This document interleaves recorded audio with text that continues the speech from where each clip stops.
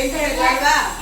ಹಾಗಾದ್ರೆ ಇವತ್ತು ದ್ರವ್ಯದ ಲಕ್ಷಣಗಳನ್ನ ನೋಡೋಣ. ಒಂದೇ ಲಕ್ಷಣ ಏನು ಅಂದ್ರೆ ದ್ರವ್ಯವು ಸ್ಥಳವನ್ನು ಆಕ್ರಮಿಸುತ್ತದೆ. ನೋಡಿ, ಇಲ್ಲಿ ಲೋಟ ಇಡ್ತೇನೆ ನಾನು.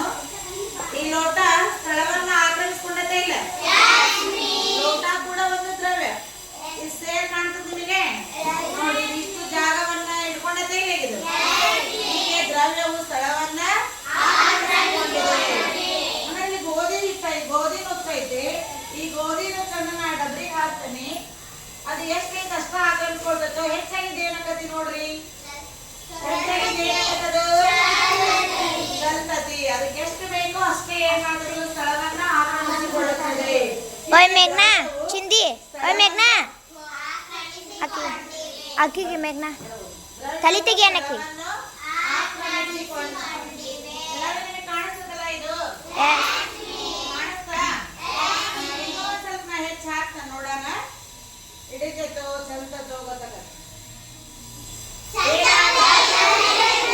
ಅದಕ್ಕೆ ಎಷ್ಟು ಬೇಕೋ ಅಷ್ಟೇ ಏನ್ ಮಾಡ್ತದದು, ದ್ರವ್ಯವು ಸ್ಥಳವನ್ನು ಆಕ್ರಮಿಸುತ್ತದೆ.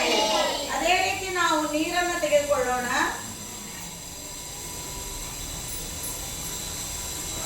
ನೋಡ್ರಿ, ಈ ಒಂದು ಚರಿಯಿಂದ ನಾ ಲೋಟಕ್ಕೆ ಏನ್ ಮಾಡ್ತಾ ಇದೀನಿ, ನೀರನ್ನ ಸುರಿತಾ ಇದ್ದೀನಲ್ವಾ? ಇದಕ್ಕೊಂದು ಕಲ್ಲು ಹಾಕ್ತೇನೆ ನಾನೀಗ.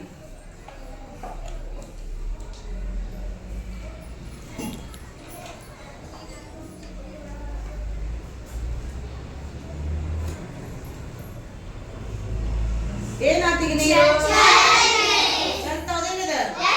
ನಾವು ನೀರು ಕಲ್ಲನ್ನ ಹಾಕಿದಾಗ ಏನಾಗ್ತದ, ನೀರು ಚಲ್ತು.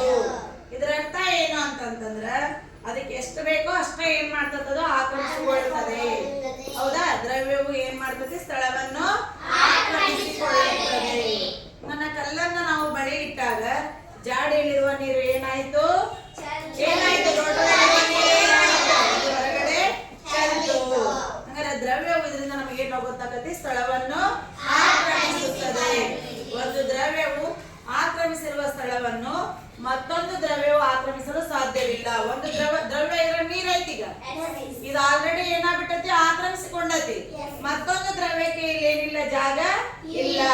ಹಾಗಾಗಿ ಅದು ಏನ್ ಮಾಡ್ತತಿ, ನೀರನ್ನ ಹೊರಗಡೆ ಚೆಲ್ತತಿ. ಒಂದು ದ್ರವ್ಯ ತಾನ್ ಮಾತ್ರ ಸ್ಥಳವನ್ನು ಆಕ್ರಮಿಸಿಕೊಳ್ತತಿ.